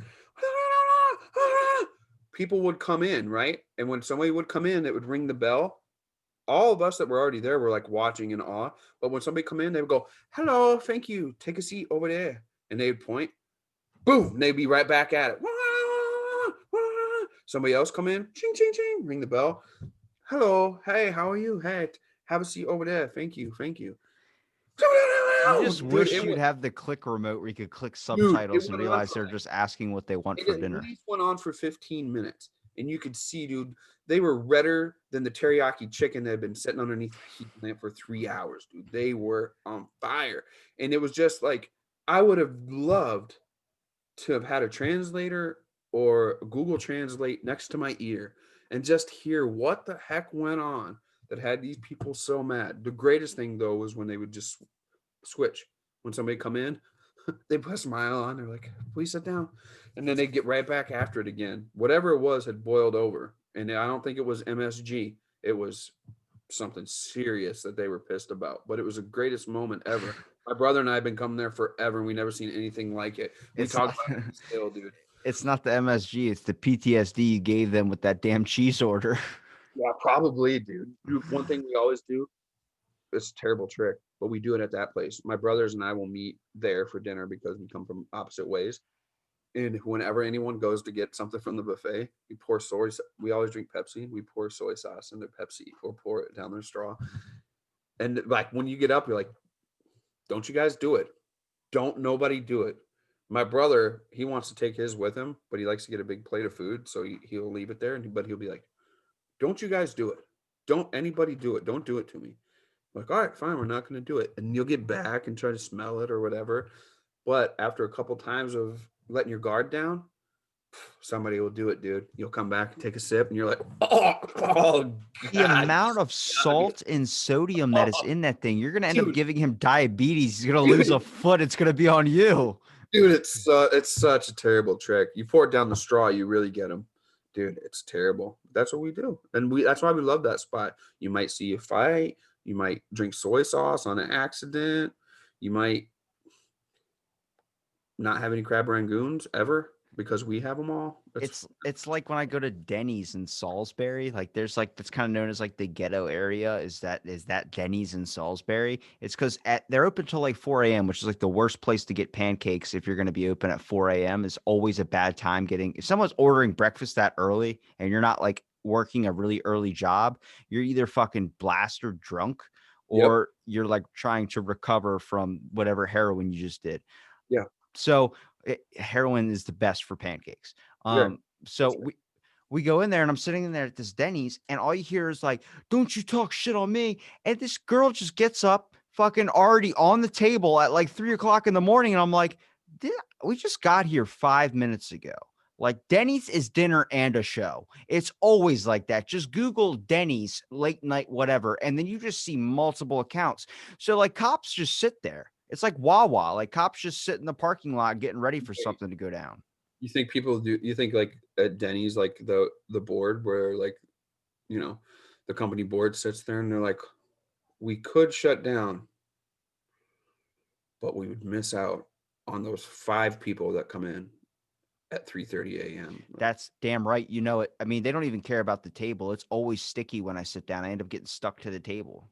It's so inefficient. So inefficient. When you walk in and it sounds like you have cleats on, like you're playing football, it's like you're like, God, the food is probably fantastic, but this place is a shithole. Yeah, like you're not going to be clean when you sit down. You might need to like disinfect the seat. Oh, for sure. It's all the syrup. You can't just wipe syrup with the same rag on every table and think it's gonna be fine. You sit down for breakfast and end up staying for dinner because you can't get up off the fucking table. That's right. You hit all 3 specials. You order the fucking dinner special right when you get there for breakfast. I just really like this place. Nope, I just can't get up. My ass, it is sealed to the seat. I'm hoping for an increase in humidity so I can dislodge myself. Could someone turn up the AC or something? And maybe if this freezes over enough, I can crack open and get out. It's crazy. Like you would think that nowadays, with less people going out to eat, that these places would be cleaner just because like there's more time for it, but it's not. It's like, oh, we really don't have to give a shit about anything. It's like, oh, all right. Guess we'll just stick to what we know, what we're used I to. like that though. I like it when they're like honest about their shit. Like when I go to a Chinese restaurant, I think why I like it so much is they treat me like shit and I'll keep coming back to order because they just don't give a shit. They're like, whatever, what do you want? And I'm like, I don't know. What do you have? They're like, you're going to get the egg foo young. I'm like, I don't even know what that is. Like, yeah, but you're going to eat it. I'm like, all right, fuck. Yeah. We have a place in Madison, which is about an hour west of here, and it's Szechuan, which I never had been introduced until I started watching Anthony Bourdain, and he was like, "Whoa, look at all this! Well, this is all Szechuan." And dude, I'm like, "Whoa, it looks so exotic, dude. It looks really good." So we go over for the first time, right? And their accents are so thick that when you ordered it in English, they said it back to you, but it did not sound the same. And you're like, God, I hope this is right. So we ordered what I was hoping was like stripped beef. I'd seen it. And I'm like, yeah, that's the one I want right there. And she tried saying it and was like, like, that's what you want, right? And I was like, yeah, I guess. I couldn't understand if that's what she was saying or not. So we come back and I'm like, God, that don't really look like the picture when it came. And I looked over at my two little ones. I'm like, you guys want any of this? Mm-mm. I'm like, well, I'm gonna try it. So I go to take a bite, right? And it just goes, bounces. I'm like, dude, how hard am I gonna have to bite to get through this thing? So then I bite, then I realize it's super hot. I come back and she comes back. I'm like, this isn't what I ordered. She said, yeah, ox tongue. You order ox tongue. And I was, Ah, oh, no, I don't want ox tongue. So bring me the menu. So she brought the menu back and we had it back, but it was ox tongue, dude. My kids still to this day, whenever we bite into anything chewy or tough, they say ox tongue. It's like nightmare. So I learned my lesson and was just like, listen, either I'm going to go with a trusted person who knows how to speak whatever they need to speak to order us food, or I'm just not going to go. I'm going to go to Denny's and just deal with it. it's gonna see. I like buffets, but I also think that's too much freedom for a person. Like you should never be able to choose like pizza or like, oh, I'm in France over here with spaghetti or some shit. I don't Yeah. like that. But here's where I'm conflicted. Because I love the options. You got to understand if you're going to a buffet and you're worried about coronavirus, you're worried about anything, you're the cesspool and you're the people like that are probably the ones carrying it, to be honest with you. Like buffets, they're cheap, they're easy. I prefer that. I don't like it when I go to a Chinese restaurant, order one thing of like maybe an egg drop soup or something. It's like 40 fucking bucks. Yeah. I can get the same thing at a Chinese restaurant, but I can have my highest is 126 California rolls in one sitting. Shut up. I swear to you, the bad part was rice is slow digesting. So after I ate all 126 of them, like I was just grabbing plates upon plates. I went to drink a liquid and all the water got stuck in my throat because the rice was so built up. Yo, it hit my stomach like an hour after I was done eating. And I swear to God, I've never been in so much pain. My Dude, dad's that's like, why they don't throw rice at weddings because it gets in the birds' bellies and then it swells up and they just explode. That was you, bro. You were like you were like a hawk onto if you this put it in California. front of me, I'm gonna eat it. I'm sorry. Dude, It was like even the guy was like he was blocking the sushi rolls, and I was like, "Sir," I was like, I'm gonna have to take that plate." And like he would let you take two at a time. No, no, no. I literally put my plate down and grabbed the plate, and then pulled the whole thing of like tray of 24 out. yeah, set one back and Yeah, pull the just rest back. fucking take that, man. Dude, don't you hate like when you're at a buffet, like, and you go to get something, and we're talking Chinese buffet, and like next to it is rice, but you wanted not rice, you just wanted shrimp, but somebody just fucking mangled the rice and it's over into the fucking shrimp, and you're like, you son of a bitch. Why would you do this? Like you really that sloppy that you I can't just picture you clean screaming, that up. "Who did this to me?" I just Then you go to the other side and you go to pick up that egg foo young and a piece flops off of it over into the lo mein, and you're like, I'm part of the problem. yeah, yeah. You're like, well, maybe it ain't so You want bad. to talk about gatekeeping? Those are the original gatekeepers, the people at the buffet blocking you from grabbing your shit. Dude, they're terrible. And the second, like, who's probably like their cavalry or their minions are the ones who come to get your plate and you didn't eat it all. And they're like, you done? Like, yeah, you done? It's like, I'm not going to eat the rest of that egg roll. The first two bites tasted like shit.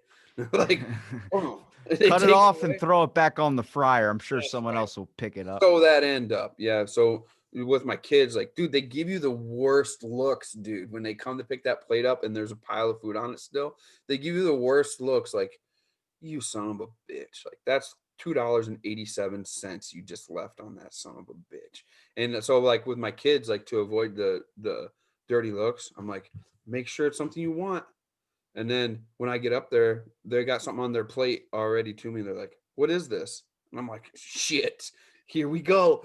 I'm gonna get ready for the dirty looks. And sometimes, dude, some of those, if they're Asian that own this and run this restaurant, they give you the worst looks, dude. It like cuts through my soul. Like, I can stand dirty looks from wherever, but the Asians, it feels like I let my grandmother down when they look at you and they're like, you couldn't even eat all that.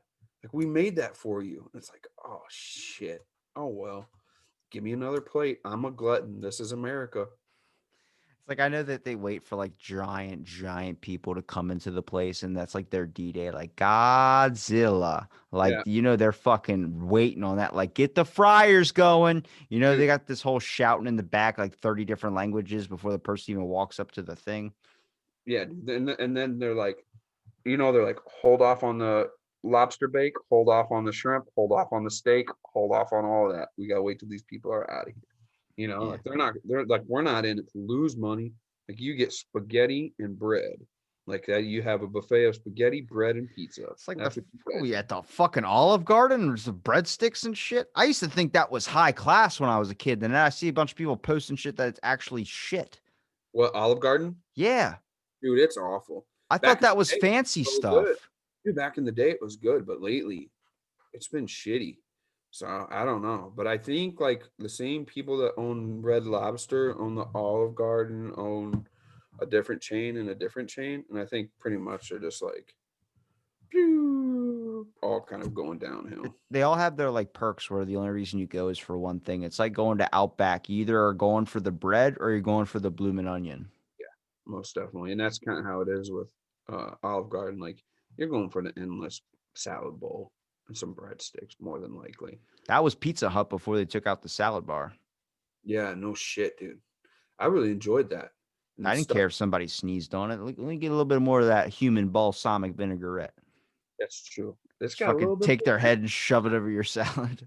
It's got a little more tang this time. Yeah, dude, it's crazy the way things change and over time, because like when you, this is what bothers me. You go to McDonald's, right?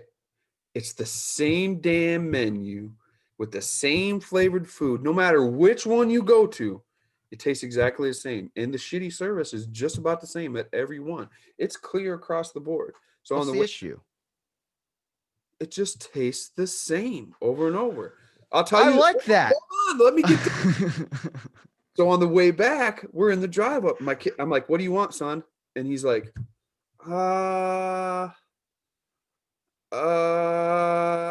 and I'm like, dude, we've ordered from this place at least 1,000 times. The menu has never changed, dude. Once in a while, a McRib comes back, and that's it. Dude, you know what it's gonna be. Uh, blah blah blah. Whatever he orders. We order it, we get there. He takes a bite this time on the ride back. We were gonna stop at Cracker Barrel, but apparently they don't like customers in Illinois. So Cracker Barrel's, they let you in to like where you can look at the trinkets and buy the stuff, but you have to order the food online and then pick it up, which I wasn't a fan of. So we went to the drive-through at McDonald's where you order the food and pick it up. Anyways, when he got his burger right, he took a bite. He's like, "Oh God, this is good." And I was like, "You jackass! It tastes exactly the same as every other time before. Always, always, always. So why would it kills me when like it tastes exactly the same. The menu's the same. Everything's the same. Service is the same. Everything." And the kid went, "Oh, this one's good." I was like, "Dude, it's just as good as all the rest of them." They changed Halfway, the chef. yeah, it's like, "Oh, they must have a good chef in this one." It's like, no, it's the same frozen meat, the same barely toasted limp patty bun that you've had forever, dude. Yeah, but You, you'll have a connection with some places like that. Like I have a deep connection with Cracker Barrel after heading back from a concert. yeah, Um, I thought I was taking Tylenol, and yeah. it wasn't Tylenol. Viagra. No, it wasn't. I wish that would be a better story. But no, it was a bunch of Adderall. So for 3 hours, What? No. hold on. For three Ow. hours, I sat on a fucking Cracker Barrel rocking chair, just soaking in what I called life at the time. And I Oh, thought I was in the perfect spot. And my buddy's like, "Are you okay?" I'm like, "I don't think that was Tylenol." He goes, "What did you take?" And I like showed him the pill thing. It was a Tylenol bottle, but he had shoved those in there. He goes, "Oh, dude," he goes, "That's my Adderall." And I was like, "Why do you have that?" He goes, "I have ADHD." I'm like, "I do too. And I can't think anymore." He goes, "What?" I'm like, I don't know how we're getting home. Like, I was mean, just like, I was living. dude. Meanwhile, in that rocking chair, you look over at that giant checkers and chess thing that they have at Cracker Barrel, and you figured out every move ever in the history of chess, I, rocking his rocking chair on Adderall. I felt fucking powerful, man. Like the dude was like, "Hey, you guys plan on leaving anytime soon? I'm just chilling in the rocket chair." Like I was creaking and I literally focused on the creak so much that I could hear it. If I slowed it down, I could turn it into a beat to a song that was matching the rhythm of the universe. And I was going fucking deep with it. Like my buddy's like, "Dude, we got to go." I'm like, "I am literally harnessing the rhythm of the universe right now." And he's like, "Rhythm of the universe? What are you talking about?" I'm like, "If you listen to that wind chime over there, then also if I sync it up with this chair." And I was going fucking like, I don't even know, Rain Man with the damn world. It was Animals are insane. coming in. Yeah, animals are coming into your music. Like, oh, here it is. It's the calling. Felt like Dude, I was close to unlocking the secret of the universe. at a Cracker Barrel. I believe that probably is at Cracker Barrel. Because when you get up after eating a meal at Cracker Barrel, you're like, come on, Grandma, thanks for the meal. And then you're like, oh, I'm not even at Grandma's house. It Yeah. just tasted that good that it made me feel like I was. It's kind of like that's probably heaven. And then I think hell is probably like Dave and Buster's.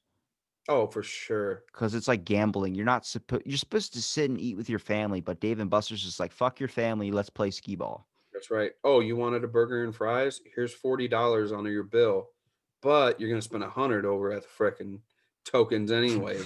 It's like And it, Chuck E. Cheese. You literally let a rat feed you pizza. yeah. Meanwhile, you're just going for a glow ball or one of those wooden snakes that slither. And you're like, fuck, it's costing $100 for this son of a bitch. Like, better not. And then it breaks instantly, and you're like, God, this is cheap. The worst thing I can commit to, like the best advice, like when I got that fortune cookie on my birthday at that Chinese restaurant, the fucking fortune was terrible.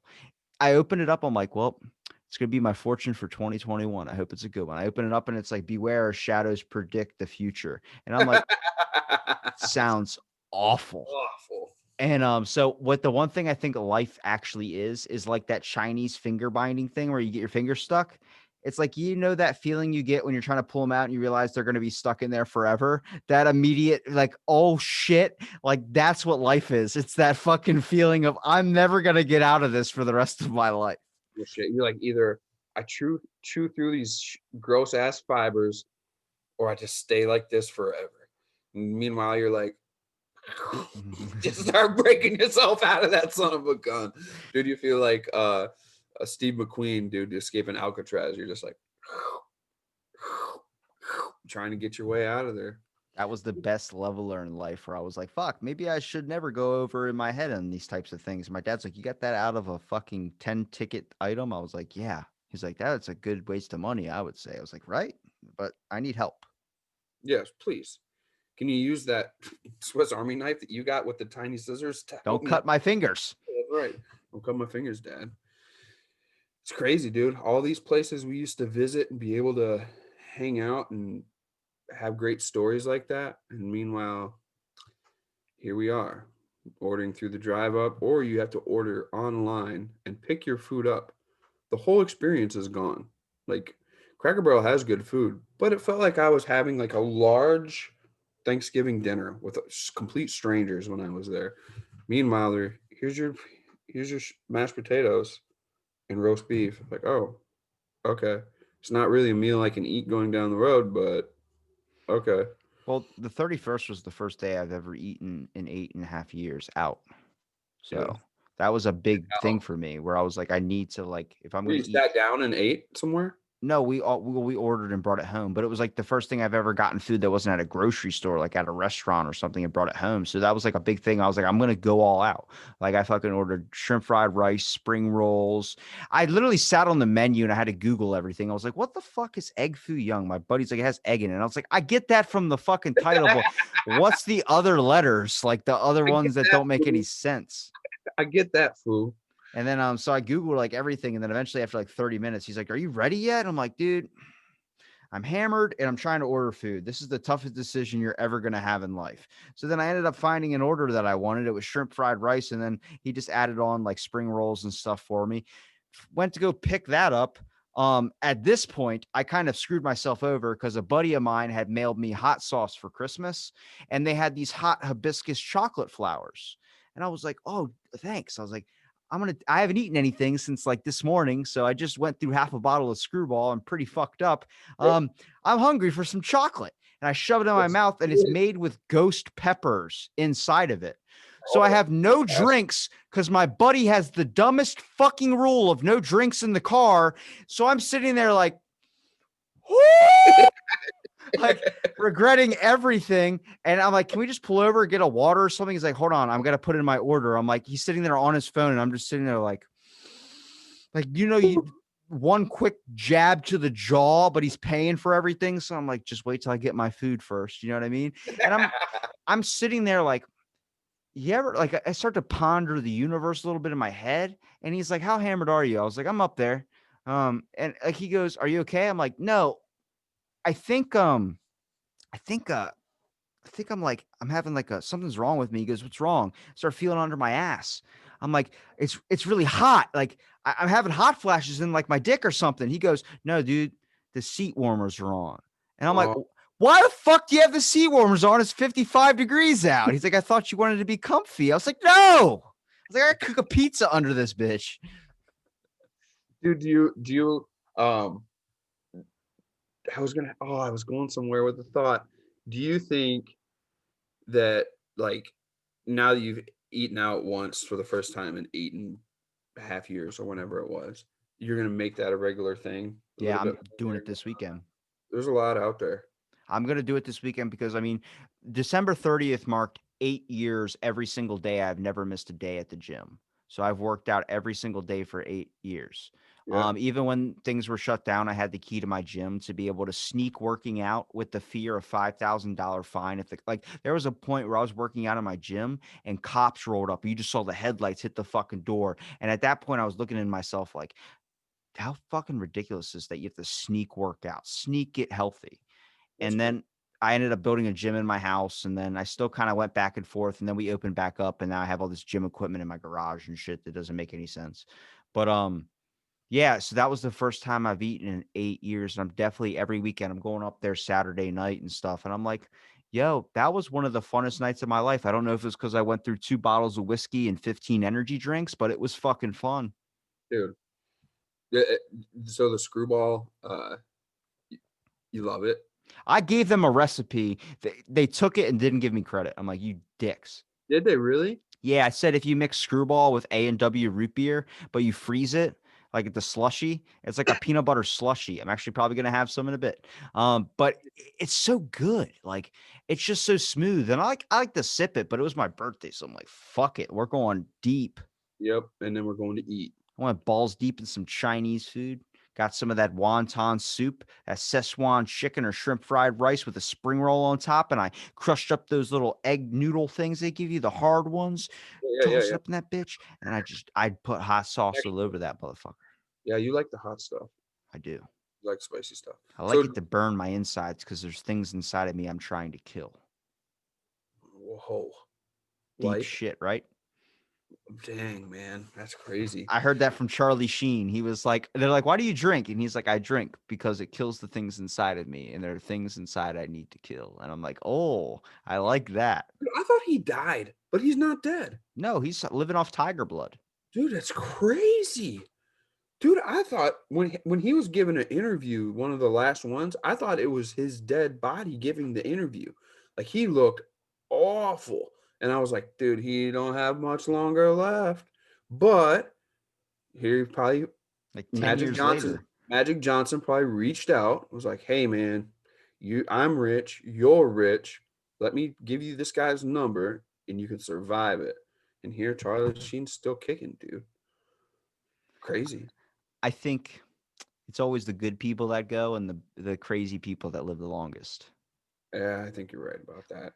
Like, what's his name? Lenny from Motorhead. Mhm. Dude was doing like cocaine and all that shit till like late in his 70s. Like, nobody thought that he had that long after when he was 20, they were like, look, you're gonna die when you're like 40. Okay. I was like, he lived to be like close to like 80 years old and was doing lots of cocaine. Oh, dude, yeah, same thing with, Rolling Stone, you know? Look at Keith Richards, dude, like, you can't tell me there hasn't been more drugs ran through somebody's body than that guy, and he's still going, scooting right along, doing whatever the fuck he wants to do. It's like, damn. Yeah, they gotta all be getting close to 100 years old. It's like when people are like, Mick Jagger, what is that guy on? I'm like, obviously he's on drugs. Like, no, he's clean. He just does a lot of exercise. I'm like, Yeah. show me one fucking old person that's not on a drug, and I'll show you a goddamn liar. Yeah.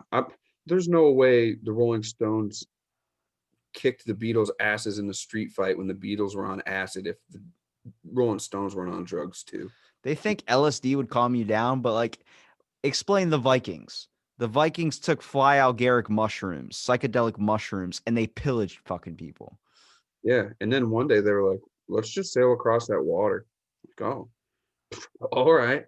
Let's go. It's So because here, some dude came over with a map and was like, "Did you know there's a whole other settlement over there that you don't even have a mark on?" They're like, "We're gonna fuck them up," and then they just started sailing. Didn't even give a shit, just with the mentality of that. take these shrooms, take the axes. Let's go. Go. All right. Do we need anything else? No. All right. Fucking, Well, they're probably one of their wives was bitching at the forge and like, "All right, I'm not staying here. Let's go, going to England." yep. Damn, it's crazy. And then they just kept going. Apparently, Vikings came to America. Apparently, like when you hear some of the stories, like they were some of the first ones to make it up by like I don't know Newfoundland or wherever the hell's up there in Canada. Yeah, I'm my Canadian the category. crazy I had a Greek I actually had it's a Greek mythology and a historic theology professor on this podcast, and we were talking about like the how Greek mythology has always been the major influence, and I was like, but why is it suddenly hitting Norse mythology? And he was like, well, because now people are starting to realize that we actually relate more with Norse mythology than we do Greek. Just the idea of wanting to expand and keep capturing and changing and all this type of stuff, that Yeah, mentality is us to a T. But when we tell the stories and why we followed Greek philosophy so much was the aspect of how savage Norse mythology was, where it was like, we can't just tell the fucking kids that like the dude chopped the dude's head off and put it on a spike. Like, it doesn't sound good at all. But you know, it does sound good. We threw that dude in an iron bull and cooked coals under him until he literally roasted alive. That sounds so much fucking better. well, I think Norse mythology was waiting for social media to soften the youth up. Like, there's all these videos and different things out and stories out where like shock value isn't so shocking anymore. So like, all right, it's time for Norse mythology. Bring No, it up. they just waited for the Avengers and then they saw Loki and Thor on screen. They're like, that's our heroes. And it's like, now they look at it like that's how it is. Yep. Meanwhile, the true stories don't come out. Dude, like Vikings on TLC or Discovery, whatever the hell it was on History Channel, that was brutal. And it was just like, dude, if that's really how it was, no wonder they kept looking for better and better and better, drinking mead and hacking people up. I would be, if I was a Viking, I'd die right off the back. I don't think I'd get into a fight with anybody, but I know I wouldn't cook the meat properly. Like, I'd end up getting like, dude, this shit is raw. It's like, but it tastes okay. It's like, just wait. You're going to get a stomach infection and you're going to shit your brains out and literally die in your own shit. I'm like, that's my legacy. Pass the mead. That's my legacy. Pass the It's mead. like the copper tone baby on the front where it's like, whoops, it's like that's me just fucking Sorry. lying in a I, bush while I, wolves thrash at my carcass. dude, I would be the guy that after they came back with the meat, I'd be like, can I have some? No. Can I have some? No. Like, oh, all right. I'll just keep eating the snow over here. Just hit him with a club and then fucking take it. Yep. Can I So have some? No. Okay. that's what cavemen did back then. Like, I discovered fire. And the dude just grabbed a club and clubbed him up in the head. He goes, I discovered fire. And it was just a They didn't long take it. chain. Yeah. Yeah. He went to grab it and he's like, I discovered burns. Here Yeah. we go. Yeah. I got, No shit. I'm going to call this third degree. And then just fucking walked off. Dude, what a crazy time. You think about like all the times in history. Like, dude, that was a crazy time. This was a crazy time. That was a crazy time. Like right now, within 100 years, if we're still around, we look back, they're gonna be like, dude, that was a crazy time. All these people were scared shitless of this thing.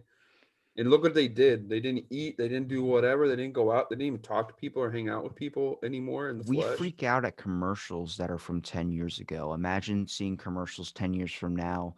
Like kids or something or grandkids or something or 100 years from now, and they look at it and they go, what the fuck happened in 2020 where everyone was wearing masks? Like, why the fuck was this like a weird fake year or something? Like, it's going to seem like us. And there's so much of us on social media and so much of us as that's what I've talked to genealogists. They don't even need to track like your family history lineage through diaries anymore. It's all the fucking internet now. They're like, your kids are going to track us easy just by just scopes of things. Dude, I do the ancestry DNA. I did that, I don't know, a couple of years ago. And they're like, oh, you're percent this, percent this, percent this, whatever. And then like I'll get emails be like, we found family members. It's like, you did? Like, who randomly just now you did? It's like, yeah, we found more family members. So this family tree just keeps going like this. Yeah. And finally it's like, listen, man, my 32nd cousin, come on, bro. Like, Yeah. I don't have time for this. I They- know we're all related, bro. Don't they- get me to spend another $5 to find out what his family tree is. I don't give a shit. And if you pay another $3.99 fee, we could tell you where you're really from. It's like, okay, all right. It's like DLC content. Let me swipe to find out where the hell if I have a risk for cancer or some shit. But like they found everybody for me that had a last name of Robertson. And then like I'm like, damn, like they got me in Scotland, they got me in Ireland, they got me in England. It's like, oh, what's real? And then it gave me a percentage like you're 3% Nigerian. And I'm like, you know what that means? Yeah, right. 3%. I got a friend that's 1%, and he's like, I told you guys I'd be black. And you're like, dude, you're totally not. Yeah, 1%. It's like, all right, dude, take it, whatever you want, however you want to take it, take it. So I recently discovered that apparently I didn't know the severeness of how albino you can be. I thought that was just white people that were albino. There was a comedian that was cracking a joke on stage. There's a video of it. And he goes, dude, where are you from? Dude goes, I'm from Africa, and then says the N word. And he No, goes, what the hell did you just say? And a bunch of people just look over at this dude like, what'd you just say? He goes, I'm from Africa. I can say that. I'm black. Dude's pale white. He goes, no, you're fucking not, dude. Do you look at your skin? He goes, I'm albino. He goes, bullshit. What's your name? Reads off some like some African name, like straight from that country. And sure. he goes, all right, give me your ID. Give me your ID. Dude hands up his passport ID. It's his fucking last name. Dude was 100% black, but he was albino. And everyone's like, oh, and he goes, see, he goes, you know how hard it is saying that in public and then people looking at you wanting to beat the shit out of you. You have to pull out my ID and just do this whole 45-minute fiesta thing. Dude, that just goes to show you just how crazy the basis of race is. It's preposterous. Like you were mad, but now you're not mad. Nothing has really changed. His skin's the same, you're the same, everything is same. But this guy that you thought was black is white. Now you're cool. Like, all right, cool. I look at the mindset of there are some people that look at someone and then immediately go, yeah, could I date that? But it's a different skin color. For me, I most of my exes are black. So I'm like, I just like what I like, you know? I like it when I walk by and a girl's like, damn. I'm like, thank you. Like, I really like that. And I asked somebody, I was like, why does that happen to me? And someone was like, it's because your face looks innocent and they really want to mess you up. And I'm like, I like that. I really do. That sounds awesome. I need to go get an innocent haircut. What I'm saying. I really need to baby face it up. But I like it's a whole factor. Like when I look at someone in a store, I don't see that. I mostly just judge the clothes, to be honest with you. I'm like, that's pretty cool. She's got regular like reading glasses, but she bedazzled those herself. Like that's interesting how it clashes with that outfit. And then my mom's like, are you gay? I'm like, no. She's like, why are you analyzing people's attire? I'm like, I don't know. I like the matching. Yeah, yeah, it's a little bit of swag. I think as time keeps going on, people are going to be um, less, I guess, care less. You know what I mean? Like some of it's still in our DNA, I think, and primal. Like when something is different. So if someone's skin looks different than theirs or whatever, that thought process happens. But over time, eventually, it's just going to be the normal thing. My kid, I like when you look at the younger generation. I got kids that are growing up now that seen people of all kinds or whatever. They're curious, but there's not a thing. There's no thing holding them back from saying this or that, or I can't, they can't, them this, that this, they can't, I we think can't. there's more of that now. It's like the issue with censorship is that people are saying things, but a lot of it's being closed off or cut out, or you have to be careful of what you say. And the issue is when you censor things, it's for good reason. Like you don't want to hurt somebody's feelings and be insensitive. But when you start doing that, you literally change public thoughts. You change people's ideas of words and intelligence based levels. You know, Orville, the guy who wrote War of the Worlds, talked about that. Yeah. That's the biggest fear, is the idea that there's going to be a society that doesn't understand certain things. Like, I don't know what flossing means. I had to fucking Urban Dictionary that. You know, like there's a bunch of sayings and stuff you don't know because they're just new words that we use. And it's like, with this such a complicated world, I'm like, it's best not to try and create conflict with stuff that's not there. You know, everyone's looking for the easiest way to get something from somebody. Yeah. It's really easy to figure out that something bothers somebody. So why, if something bothers somebody and you can tell, right? If I was to say something right now and you got bothered, I could probably tell you're bothered. So just stop saying it and then figure out why or what. And it's pretty easy to figure that part of it out. And then don't do that stuff. You know Let what I me mean? tell you when my life changed forever. When I took Adderall out of Cracker Barrel, my whole perception of life went through the fucking toilet. Yep, I bet it did, dude. Not only I see animals, I see people, I see plants, I see it all, It's like man. Avatar. I see inside you. I see through you. Yeah, yeah, That what connection it they was. do in that movie. Yeah. Okay. Yeah, they hook up, Yeah. They have dude. that fucking link to the back of their head, Imagine like if the we did Matrix. that shit. Imagine if we did that shit, Robbie. Like, I don't understand what your problem is. And like, hold on. It would make it harder to get a haircut. Oh shit. Now I get it. Here, have it back. Like, oh dude. Oh, I'm So sorry. I didn't mean here's my revolutionary idea. I want to create an app where every day, and I want it to be mandated, that you are required to talk to someone for an hour through a Zoom call, and just a conversation. And after that hour's up, you can choose to end it or you can let it go a on and random, see a just random random, person. like Omegle. Yeah, exactly. Except nobody's showing their dick or all that. That's probably what Omega was supposed to be before everybody got really fucking crazy on it. Yep. Dude, it's crazy. Oh my God. It's crazy. I've never been on Omegle, but somebody that I follow recently posted a video of them going on Omegle, and they're totally not like showing dicks or It's anything. merchants of outrage. Dude, what is the deal? Because when I see him go on, like there was people of all ages, all shapes and sizes, all colors, and you put in the keyword, right? On Omegle. I've never been. So you put in the keyword and then like things would pop up and people would pop up that probably shouldn't be on that channel that the keyword was typed into. And it's just like immediately, dude, my red flag went up, like the dad flag. I'm like, my kids are never going on this shit ever, ever, ever. And then like I'm kind of at the point where I want to be like, hey, you guys ever heard of Omegle? Just to see if they have or if they're on it to test that water. But then I'm also at the point where it's like, dude, I don't even want to mention Omegle if that's what's going to go down, you Don't. know? Because then my girl will be curious, like, what is that? You'd be opening up Pandora's box. Yeah, dude. So it's like either I just wait and see what happens, or like that's probably what I'm gonna do. Either I would wait and see what happens, which is what I'm leaning towards, or I just kind of throw it out there. Just say it one time. Just say it randomly. Like, oh, the dog's coming, that little old Megal, and then be like, what's Omegle? Or be like, that's not Omegle, this is Omegle. Because it's just like, damn, dude, I can't keep them. As soon as I try to stop something and censor a site, a new one pops up, and a new one pops up, and a new thing pops up. And I'm not part of that age and era. So I'm like, I'm missing it, Robbie. I'm missing it.